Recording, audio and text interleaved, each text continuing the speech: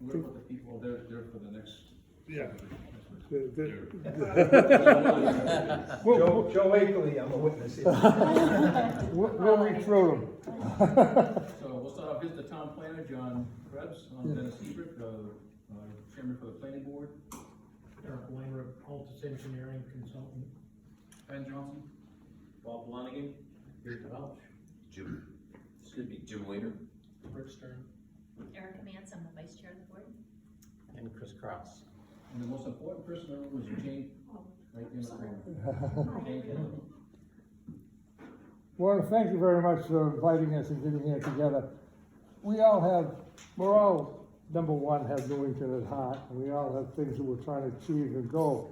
And I think that in the spirit of working together, I think this is a good meeting, a good way to start out. I think what we're looking for is some ideas from you people where we can help you with developers or people that are coming in for planning. I think one of our objectives is to keep the Newington advantage, we're looking for industry and businesses to keep the tax base up. We will be losing tax revenue because it's in negotiations, but we're dealing with the power plants and their values are plummeting. And so we're looking to work on that. We probably won't have an answer to where we are with that for a little bit within the next few weeks, hopefully. One of the things that a business brought before us a couple of weeks ago was a tax incentive program that was brought in by Stoneface. And we'll get copies of that and give it to John so we can share with you. It's a new concept that goes out to the towns. We look at it as incentive for towns, for business to come in. It has to go be reviewed, have several public hearings, and then it has to be voted on at the town meeting. So it's a little encompassing, but we'll get the ramifications out so you can look at it, and then we maybe sit down and discuss it, which way we think we should go and get some great ideas on it. And one of the things we have coming up is annually, last year we didn't because of the COVID, but we're having a mixer with all the businesses. October 5th from 4 to 7 at Stoneface. And we'd like to invite you all, we'll get you a memo out on it, but it's a chance to meet with the businesses that are here, talk with them, and new people who might be interested in coming into Newington. Just a way of exploring different areas and getting different ideas, and it's a good exchange for us to all get together and talk.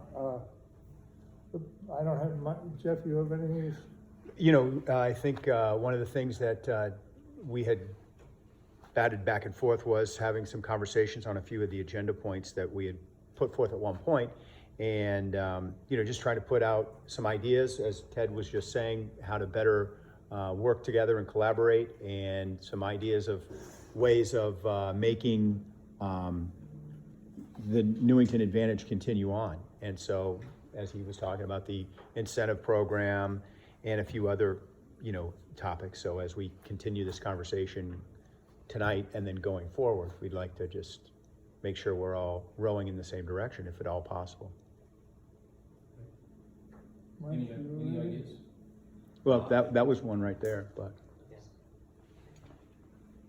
Do you have any questions of us, or any ideas or thoughts that you want to ask us while we're here? I mean, I thought you had an agenda when you come to see us about something you wanted to talk to us about, Ted.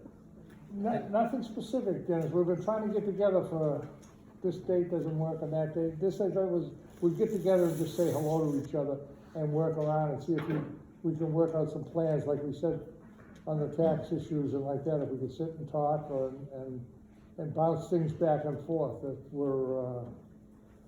we're all looking for one thing. We're working for the 800 people in town, and we're trying to keep the tax advantage. And it's much easier when we're on a friendly term and we can sit down and talk with each other without a lot of hassle and like that. And I thought this was a good way to start off. Yeah, we appreciate you setting time aside for us to come.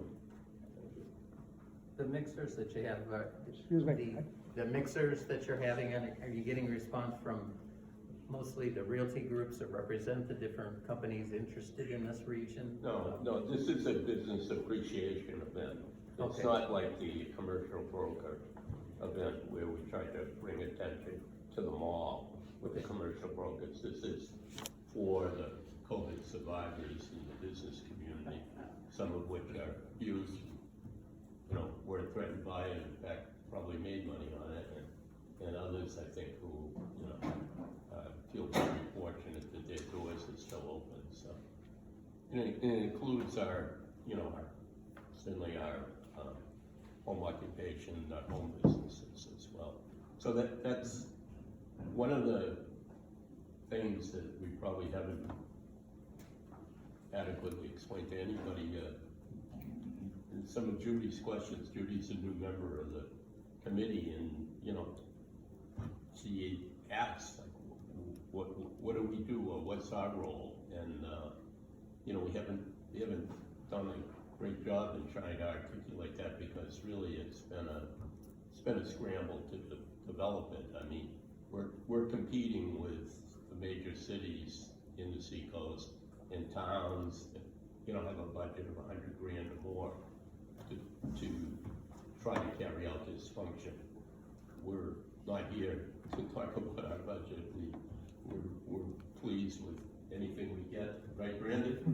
And you know, we'll take that on. But we're both trying to reach out externally to get people excited or interested in Newington. It couldn't help but sell itself.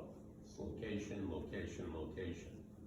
Foresight by the town's planners, setting aside a large portion of the town for these uses. But we've come to see it that, you know, we've got a huge reliance on one sector, the utility sector. And we've come to see that that's just not gonna last forever. We certainly should work at repurposing it. I mean, there's a lot of infrastructure there that we should be selling still. You know, we could be making hydrogen there maybe, you know, at some point. But for the time being, we're working on the external part to introduce Newington and again, get people to realize that this opportunity, and at the same time, we're trying to be, effectively, we're trying to speak for business owners in this community. Business owners pay over, probably over 70, maybe certainly over 60% of the taxes in the community. And that's a good thing for us that live here, but we need to remember that. And we've had a learning experience on the committee, for example, regarding water and, you know, sewer rates and costs, because they're tied with water usage, and you know, we're at a disadvantage as it relates to other communities, even communities like Portsmouth that have spent, just as we have, an enormous amount of money on upgrading their facilities. So we're trying for that internal audience, the businesses that are here, to, you know, they can be part of the chamber in Portsmouth. You know, there's no local chamber for Newington, and I don't think it, you know, there's not a critical mass really for that to happen. But we're trying to be a forum for them. We've developed a series of business newsletters. Some of those articles that appear in the Newington e-news are the same articles that, you know, had gone to the business owners.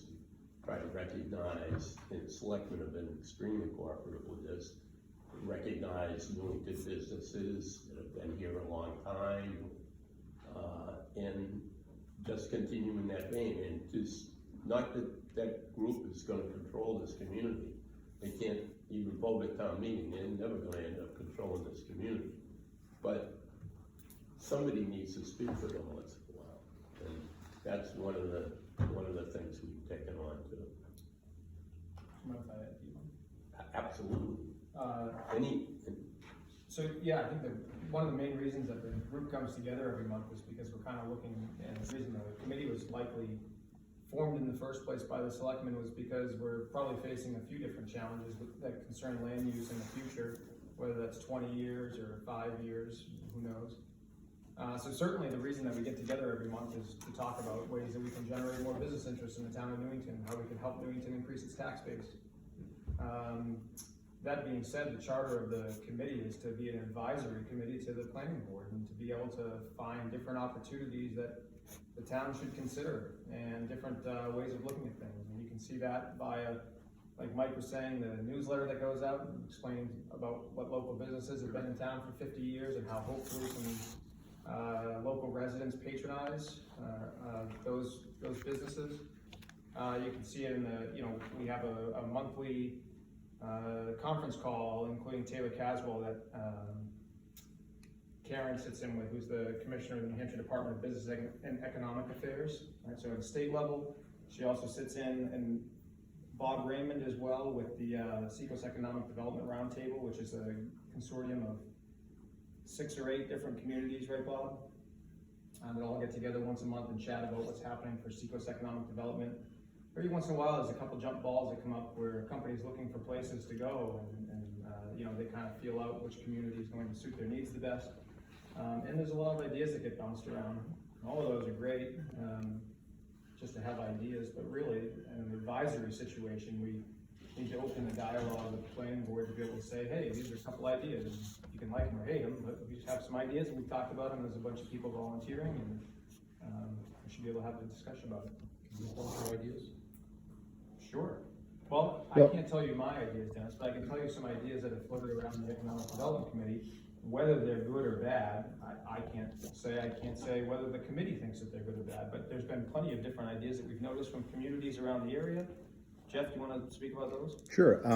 Ted was alluding to it earlier in his first mentioning there, just that we're looking at dealing with the possibility of some of, not sure the RSA that it is, but it's a property tax abatement for new construction that might be done, so that there are provisions in the tax code that allow people that improve their property.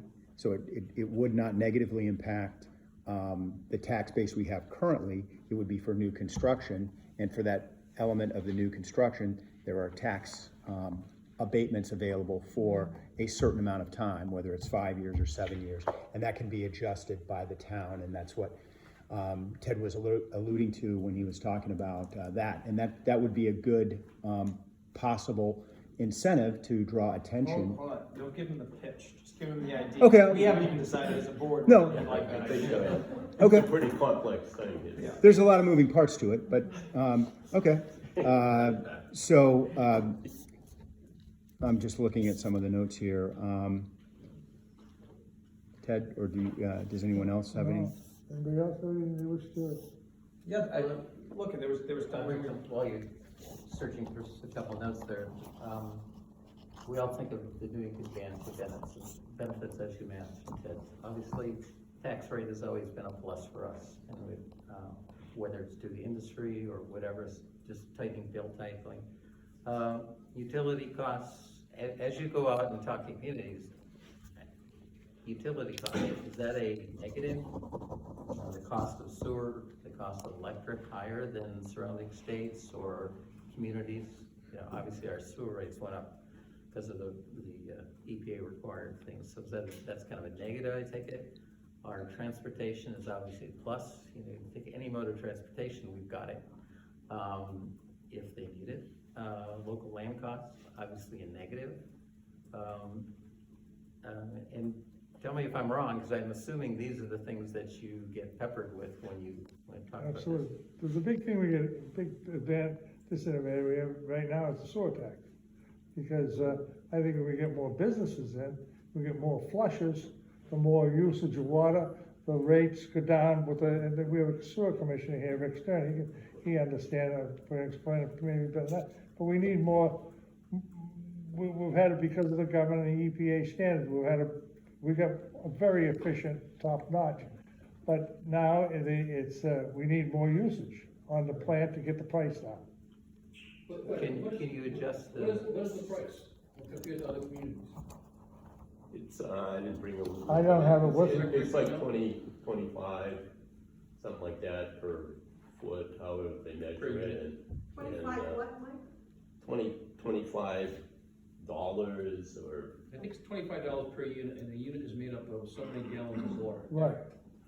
I think it's. So compared to like, Rick, compared to like Dover or You Rochester? can't compare anything, you can't compare 75 users. yeah, That's it. there, even Portsmouth spent much more money than we did, you know, obviously on Pierce Island, plus the work they did at Tees. But, it's been fed in their rate, and they're still significantly below our rate. And that's because they have so many users that, you know, the residents are paying for part of it. So if you took the, That's not, just out of that doesn't curiosity, happen in Newington, which is fine, but if you took the average commercial user, Mike, and I don't know what that is, it's not Stone Face, no, it's something else. they're at the top, they're the ones that are. No, I know, close to they're a bad our- example, Yeah, because they use so okay, much water. sure. But an average user, if you take the excessively high sewer rate, coupled with the low tax rate, how are we competitive, how do we stack up against like Dover and Portsmouth? Are we in line, or are we still cheaper? Substantially less for a Well, retail. you gotta be- Because of the real estate tax, we're much lower. Well, it's gotta be the type of user, if you're a Well, that's high what I- water user, That's why I said. you might be Yeah. into more, you get closer. Where it's shown up is the restaurants, you know, like when, you know, when COVID hit, the restaurants, you know, they had all kinds of problems but they, for example, one of the other members of our committee who wasn't able to be here tonight, but it's really a great asset for the committee, is Alicia Visconi from the Crossings. She's the, you know, Key Point Partners leasing agent for the Crossings. And so she brings us information that is helpful, I think, getting our arms around some of these issues. And one of the, as you just said, it depends on the user. Restaurants, they use more. It's when they were trying to cut costs for COVID, their sewer bill went up. Because the Crossings just funnels it to them, it's net leases, okay? So, You know, and I know you'll keep things in the pipeline like a hotel, credit union, like that. Those are gonna be big users, and they would help and get the rate down. But we need more, Offices as really Rick help. said, there's 70 some odd users. And we need more, and bigger flushes. And I think you guys know, I think it's been, well, I know Ted knows, but, you know, some of these projects have been approved, like the hotel and Yeah. like the credit union. I don't know it's the second go around for that hotel, and I don't know what's gonna happen with it, but I know they're on, at least a year-long hold. I don't know about the credit union, I don't know if that's The gonna credit happen. union has not They been haven't even approved. gone to planning board. They haven't come to the planning board. But- Everyone keeps saying they've been approved, they're not. but No, I don't know- well, I don't even know if they're gonna move forward. They don't even. really, we were told they were approved. I know, I've been hearing that, that's not the truth, that's not, they said that in your e-news, and it's not true. If the sewer rates are obviously high and primarily bonding, I would assume that we had to put up. We're paying a bond back right now. That's right. We've Can also, that just so be- you know, we put can- money aside this year for COVID, so we didn't raise the rates. So we've got money aside that we're gonna have to add to our budget to cover the cost if it's over. So we have kept them at the rate from last year. Right. Can we stretch the bonding, like, rather than 40 years, go 50 years? It's 20 years right now, right? 20 years right now, you Yeah. can't do anything more with it. We talked about that with a representative of the commission, and, you know, we learned that it's really not possible, the expenses of essentially refunding it. No, we could have done it for 5 years. We chose not to do that. Rick, what's the total of the bond for this latest improvement, 2.5 million, 2.9 million? 9 million. Of a 9 million total? We've also replaced 2 mains also, force mains. Is the bond the biggest cost, or is it the operational cost? Operational cost. Yeah, so it's, the bond is a part, but it's really, Right. the treat that much water versus that much water. Yeah. We always got some looking over our shoulder too. What do you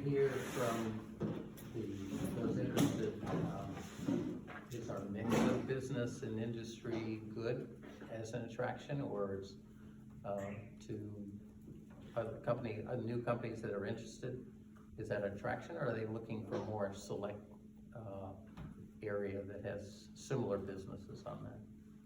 I think we get positive feedback from the businesses, Jeff and Mike have Just- probably talked to more of the people than I have, but we've talked with, it's very positive, the feedback about Newington, they like it, its location, tax base and everything else, and the businesses that are in town.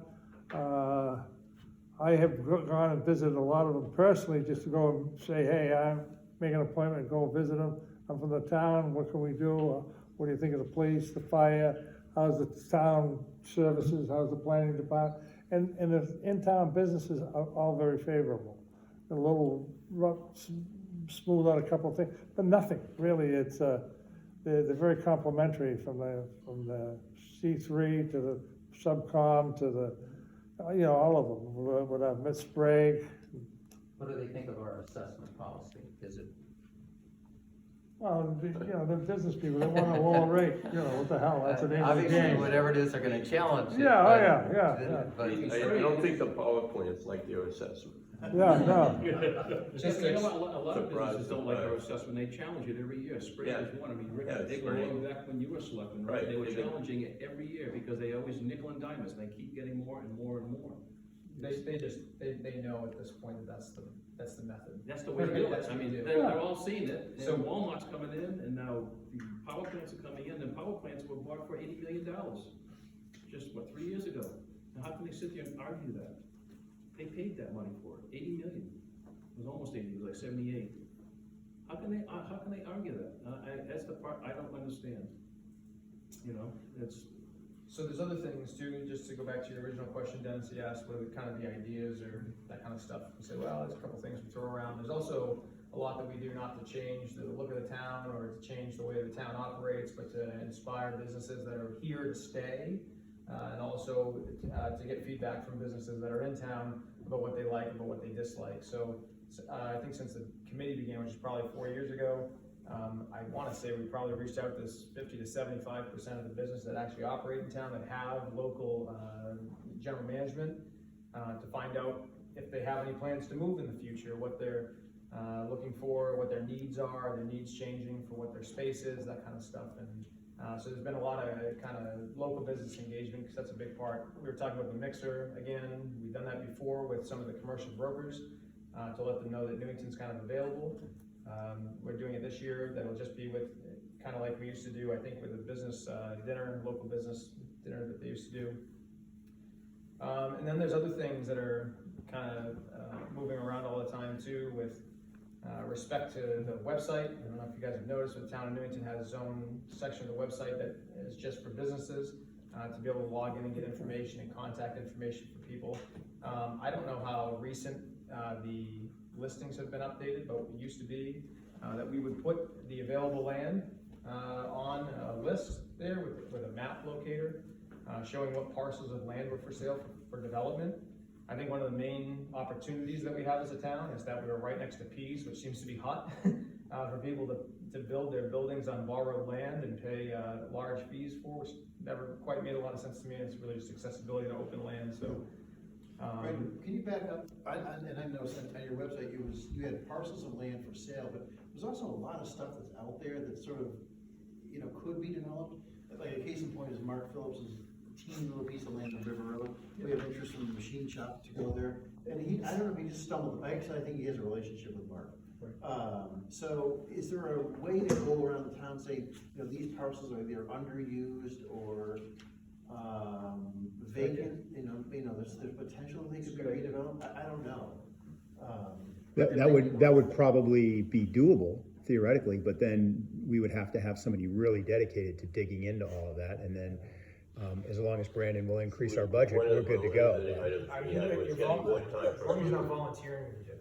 No, how we got a lot of the work done before was during the summertime. We would grab a UNH intern and somebody who was interested in poli-sci or town management, public management, and they came in and she did a nice job for us at the beginning, getting the website kind of up and running. So it's probably something we should look at again, maybe next year after this budget season. One of the things that I've seen is, just recently, I'm trying to remember who it was looking for office space, can't find any office space. Which you said, huh?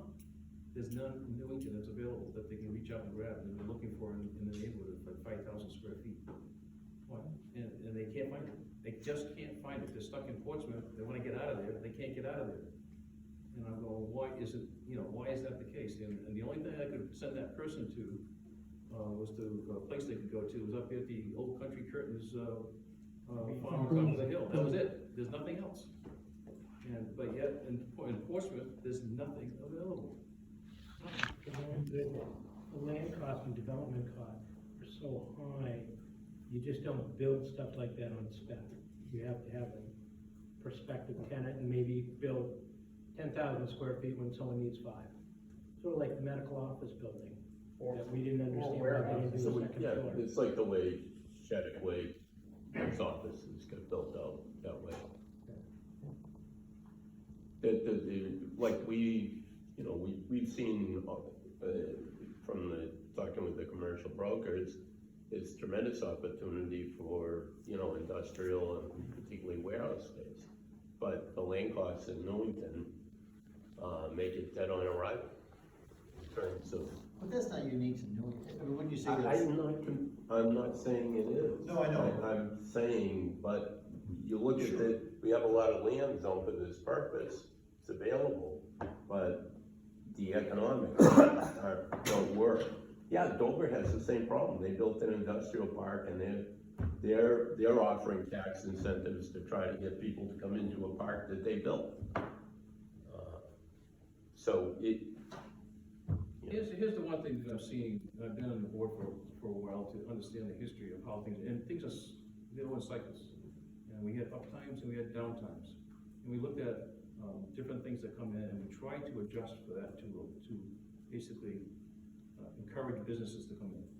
And that's a primary responsibility that we have as a planning board.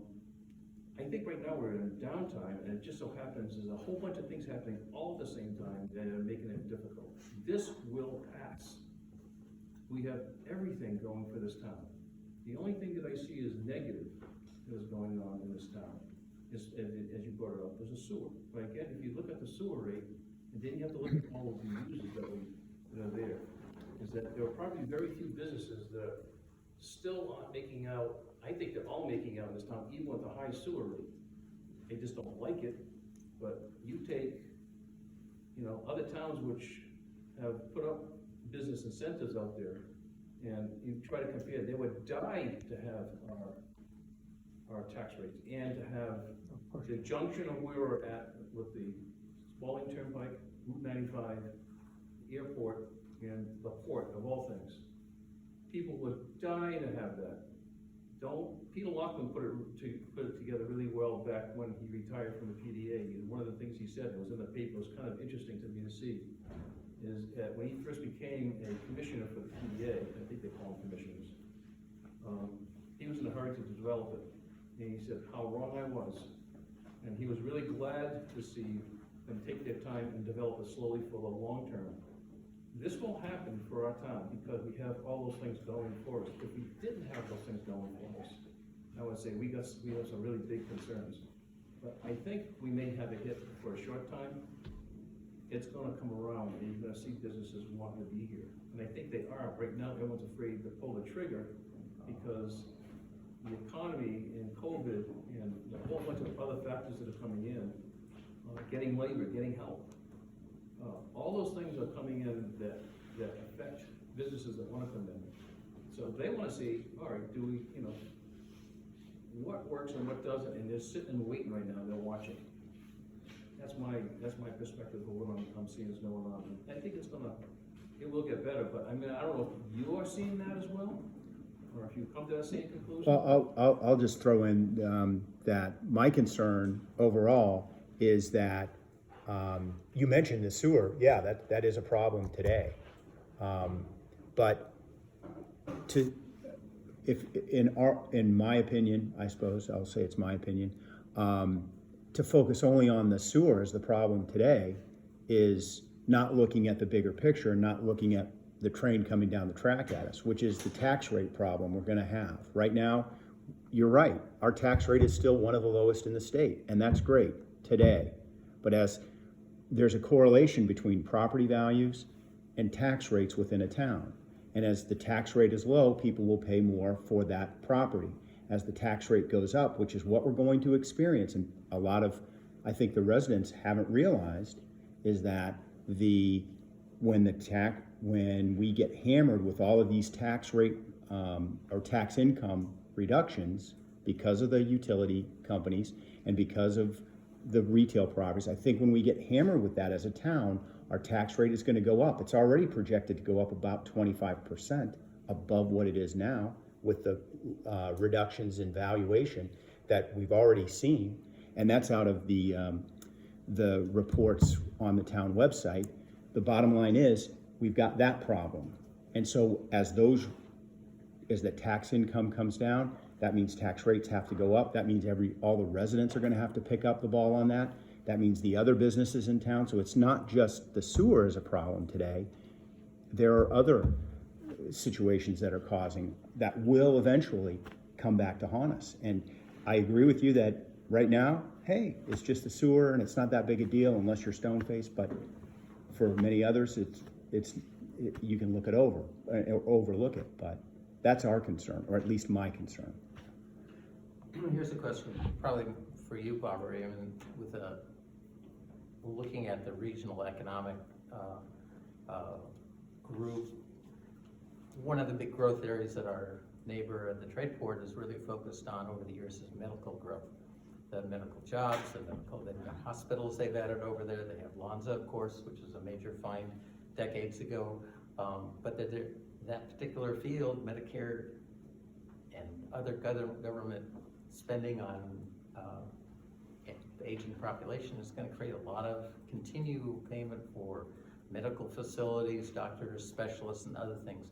Is that an area that we can target particularly and go out and look for things like that?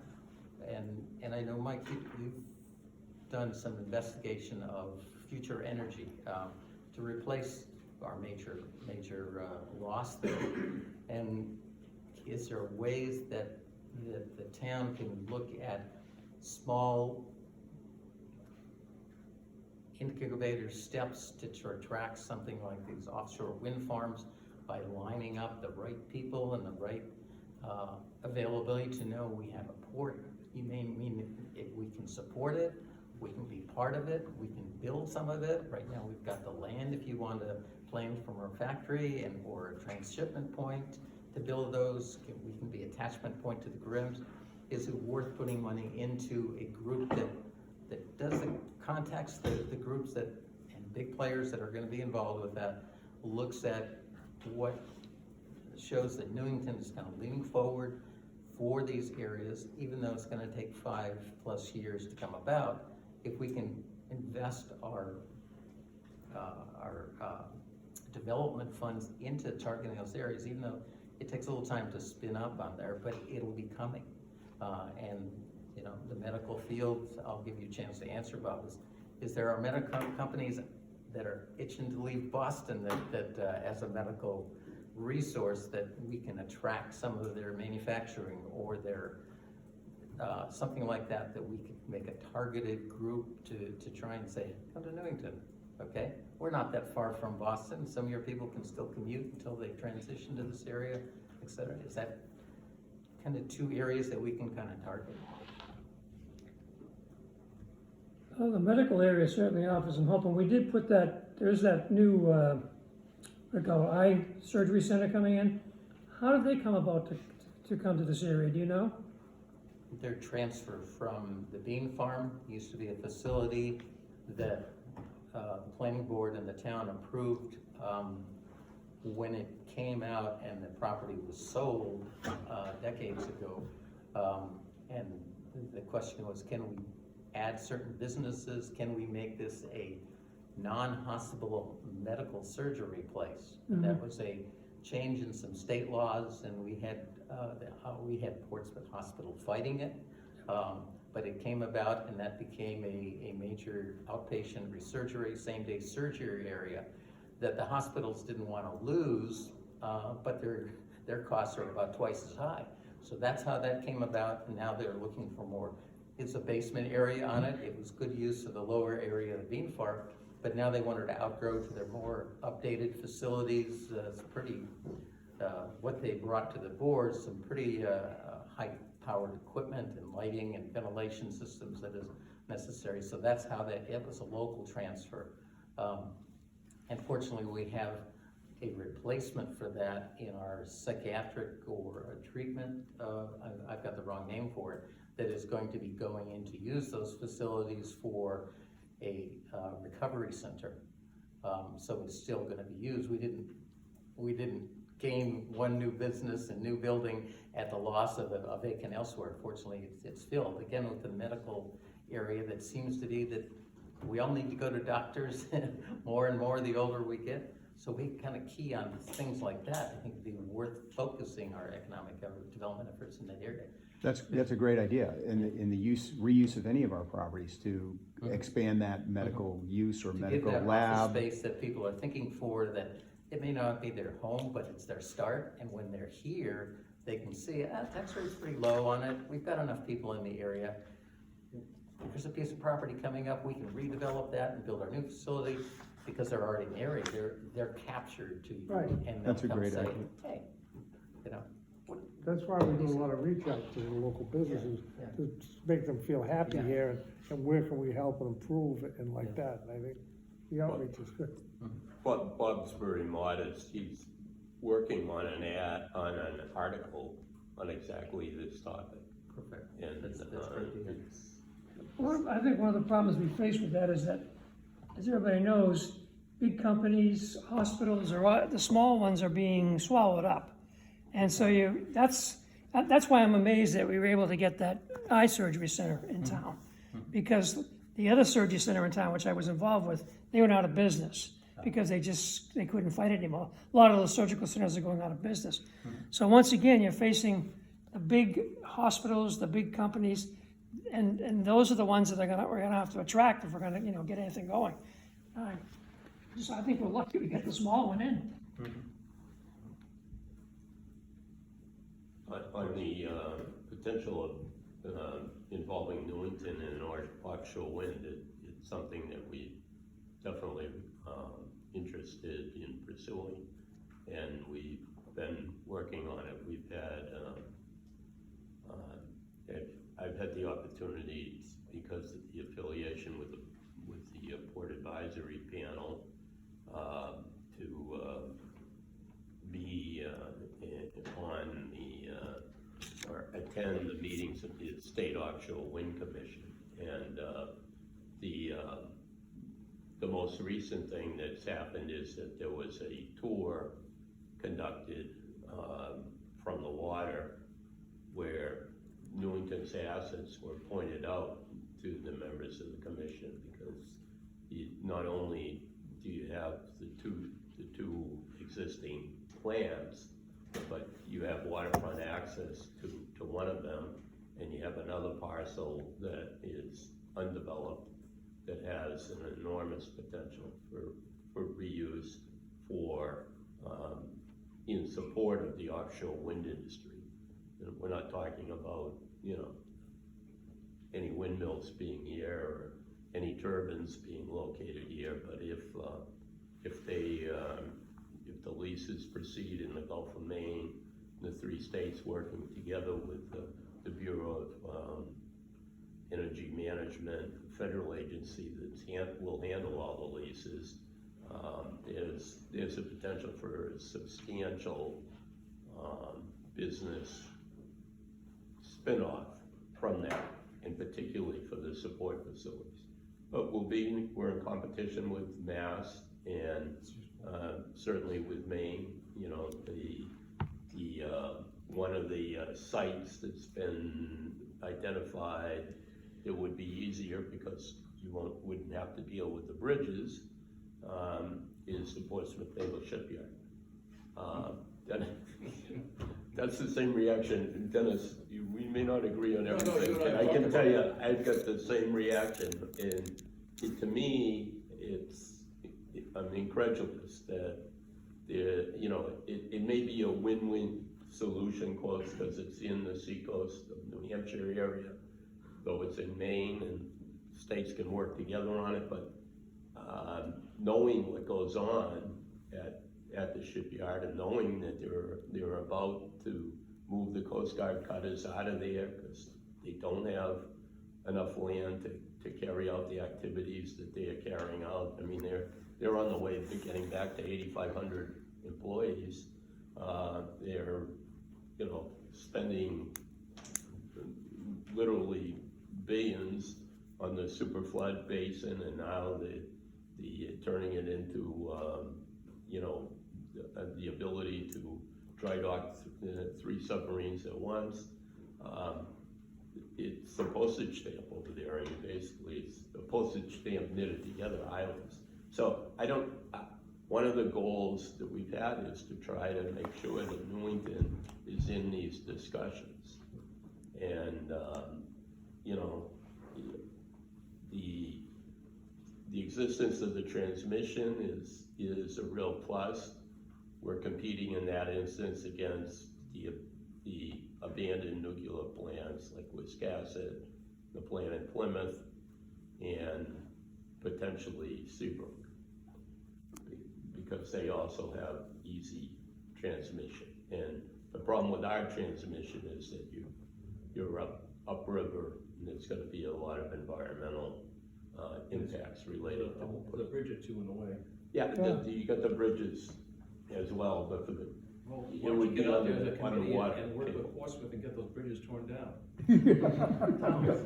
And Mike, I've met with them, I can't think of the guy's name, Mike something. Yeah. You know, the problem that I've got is that, you know, he's, you know, very enthusiastic, but it's hard to, you know, they really don't know what they need yet, but it's gonna They're take far someone. away from that. I know, it's gonna take someone more than me that's here 2 days a week to try to, No, we're gonna be, but, and hopefully, I mean, it'd be awesome to see them, you know, be here in some capacity. we're just trying to be sure we're in the conversation. No, absolutely. But Yeah. to sit here and say, I wouldn't wanna tell the residents, so, you know, don't worry about the sinking value of the power plants, because offshore wind support facilities are coming. We do need to look long-term, and we need to fill in. That would be like saying there's a new bank headquarters going in, all approved. Yeah. But things like, our, subcom is expanding now. Fiber optic, you know, I had decades ago, I kinda thought that was gonna die over, intercontinental transmissions on there.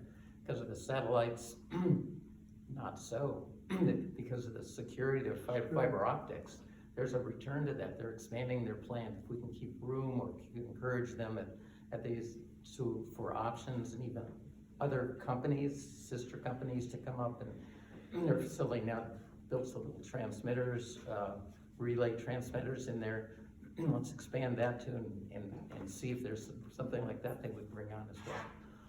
There is another factor, I think, that could have a tremendous effect on our property taxes, and that's the new Claremont case called Peterborough.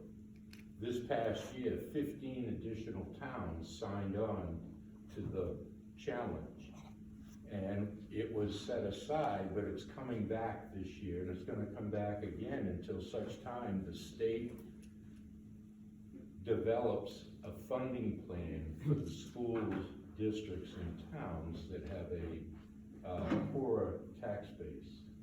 And if you remember, 20 years ago, many communities doubled their property taxes when that came into town. And that also would have an impact, because as the price of the land increases or decreases, it's going to change if that law were to come into effect, because Newington will be a donor town. And we need to watch that, because that could have a tremendous impact on our town, equal maybe to what's happening with the power plants. All right, so what do you suggest?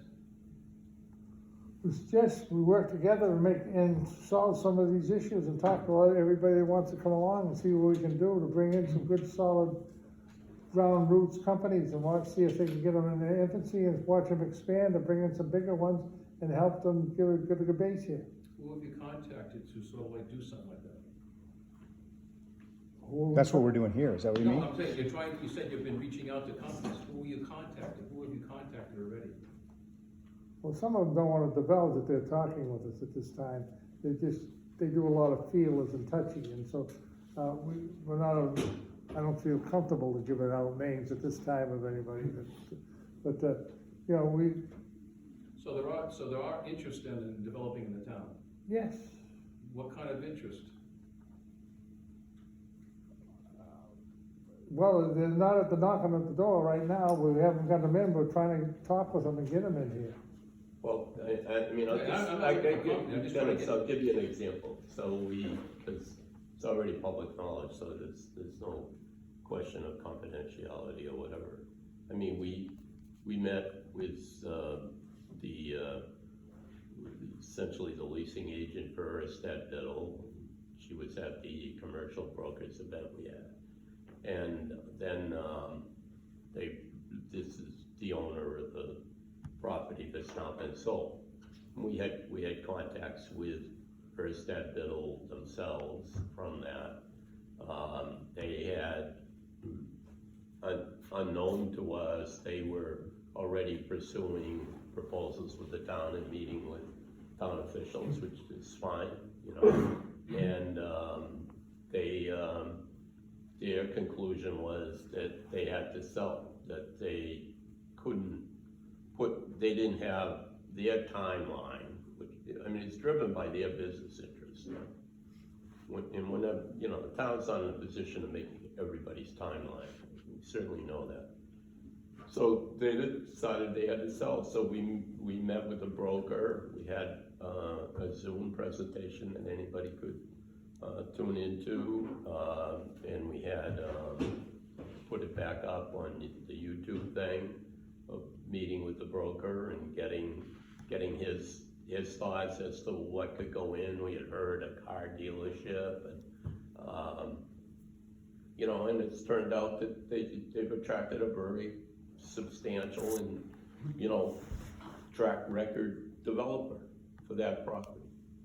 So, and they apparently have talked with other people in the town, and they're comfortable with what the current zoning is. And hopefully we'll see a great proposal out of that. And, because it's an example of really, in terms of tax revenue, it's a really underutilized area. All that one-story development with lots of surface parking doesn't generate anywhere near, you know, from the smart growth perspective, what you do to generate tax revenue. It doesn't generate anywhere near the tax revenue that potentially it could. I was very encouraged in listening to that video. I think Greg Michaelitis on how excited he was about the many, as you say, within zoning potential and contacts they had for different developments and businesses that could fully utilize that parcel in different ways. It's a matter of talking to them, getting them interested, showing how they put together.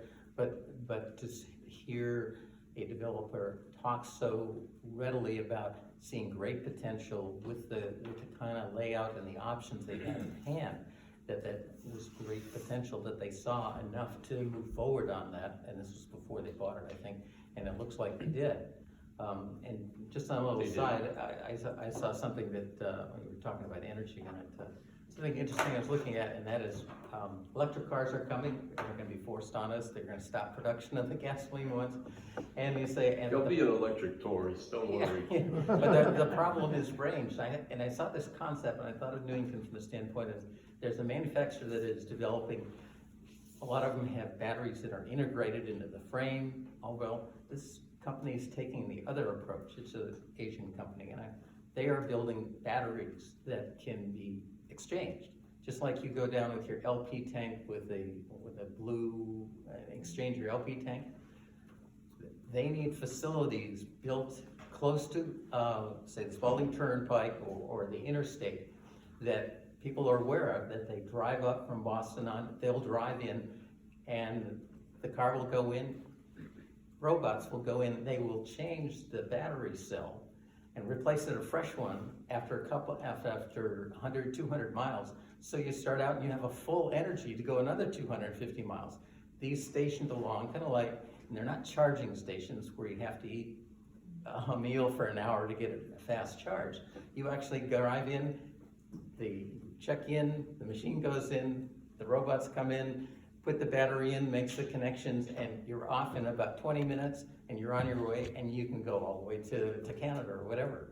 And so if we make sure that we have quick on-off places from the Spalding Turnpike for that available, that might be an area. That's a couple stations, but that's a couple businesses here to go within the mix. So I thought perfect for Newington with our transportation areas there.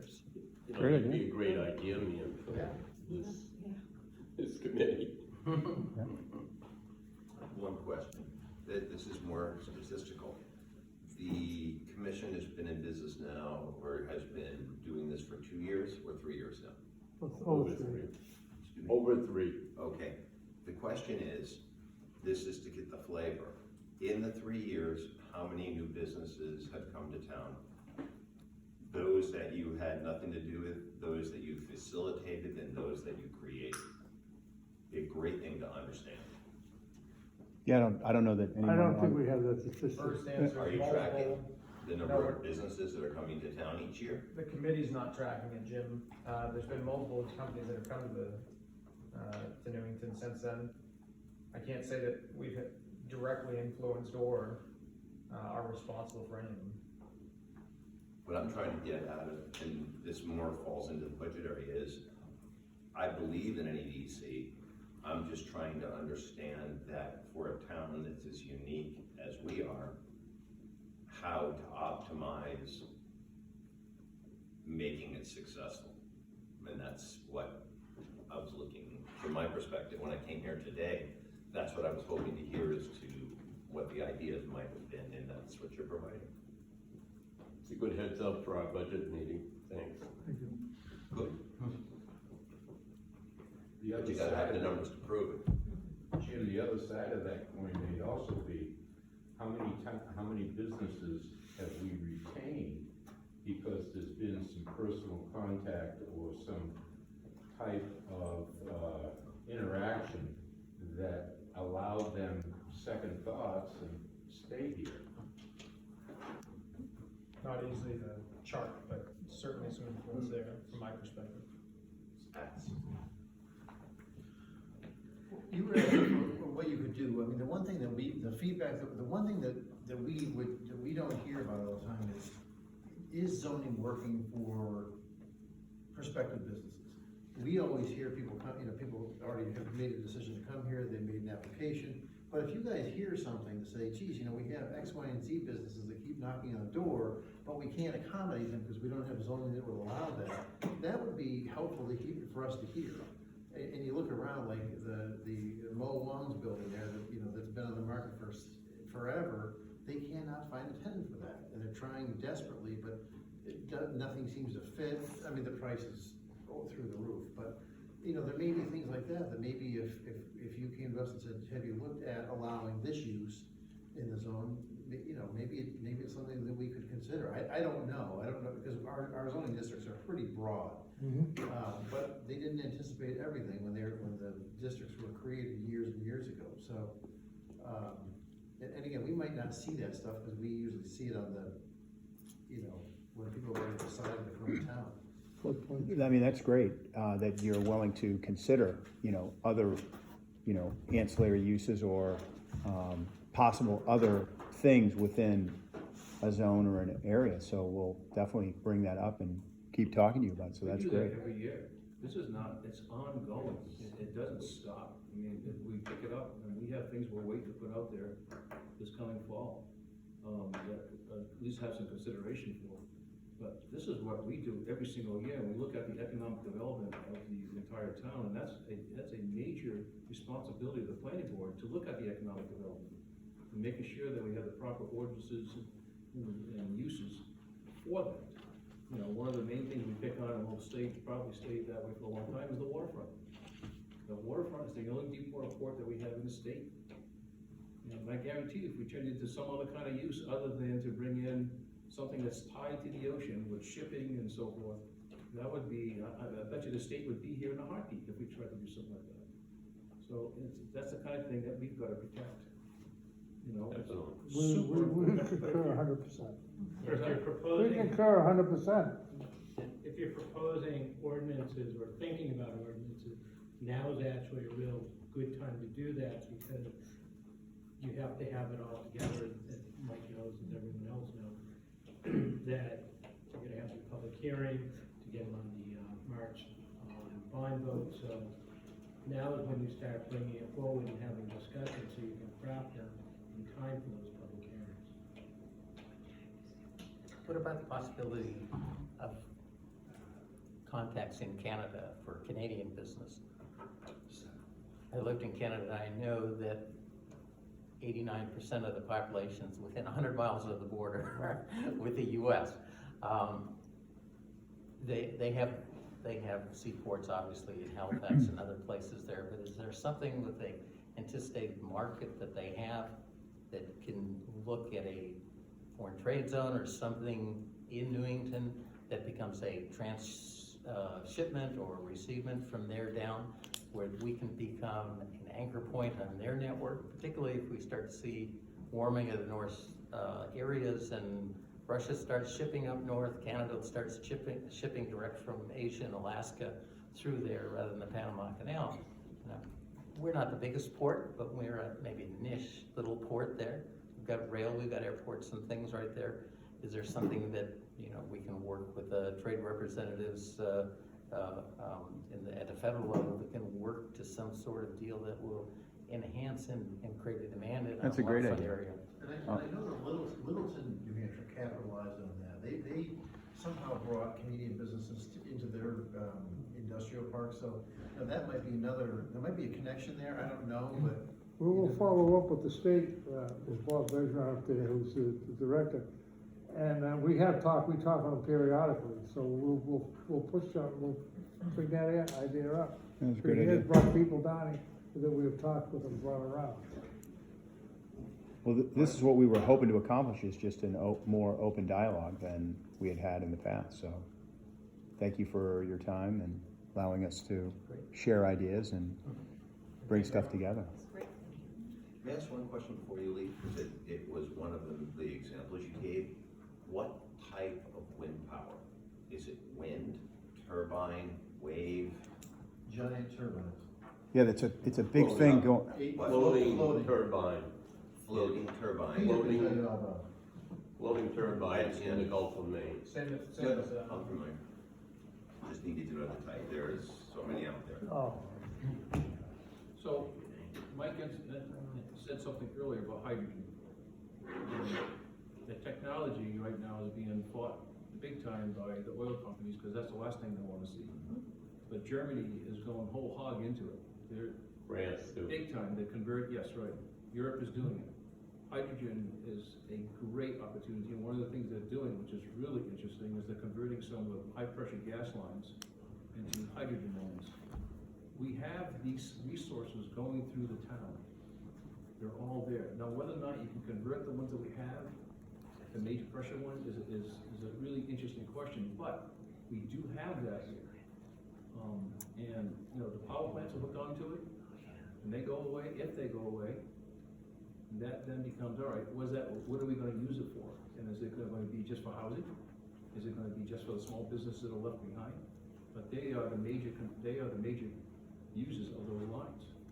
So there's an opportunity, there's the kind of thing, but, you know, it's reaching out to these companies that are thinking that, but right now, like I said earlier, is that I think we're just in a lull and everything, and things are in flux, they're changing. So, Still, if we can look at, anticipate something like that, prepare for it, maybe we need to consider wider transmission easements for the pipeline. One, because it's dangerous, and two, because maybe we need a hydrogen line next to it that already has the rights of way for part of the area through, that can actually provide something like that, if the growth grows that way. I know currently making hydrogen, even though it's very available in every drop of water, it's really expensive to prove out. It's perfect when you get it. You burn it and you get water, okay? What could be more environment in front of it? But getting those oxygen miles to release that hydrogen is really expensive currently. But somebody will get a breakthrough. Maybe they can do it here. That's a great idea. All right, anything else, cause it is. a little Thank you, well, we appreciate the time and keep the Thank you. dialogue going, it's great, good to see you. Thanks, everybody.